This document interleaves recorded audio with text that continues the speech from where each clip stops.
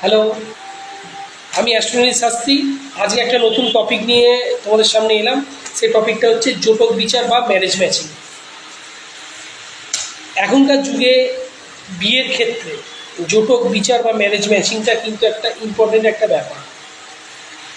অনেকে এই ব্যাপারটা সম্বন্ধে অবগত, অনেকে জানে না। আজকে সেই ব্যাপারটা সম্বন্ধেই তোমাদের অবগত করব যে ম্যারেজ ম্যাচিং বা বিবাহের জোটক বিচারটা এতটা ইম্পর্টেন্ট কেন।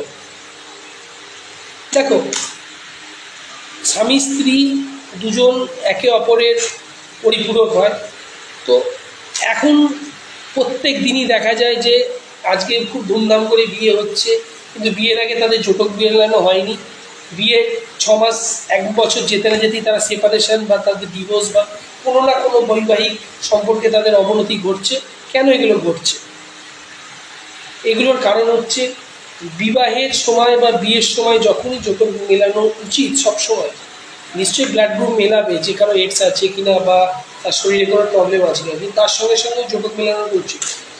কারণ একটা বিয়েতে 200 লোক খেয়ে যায়, 500 লোক তার সঙ্গে থাকলেও কিন্তু একটা ঘরের এক ছাদের তলায় স্বামী স্ত্রী দুজনকে কিন্তু দীর্ঘদিন কিন্তু যাপন করতে হয়।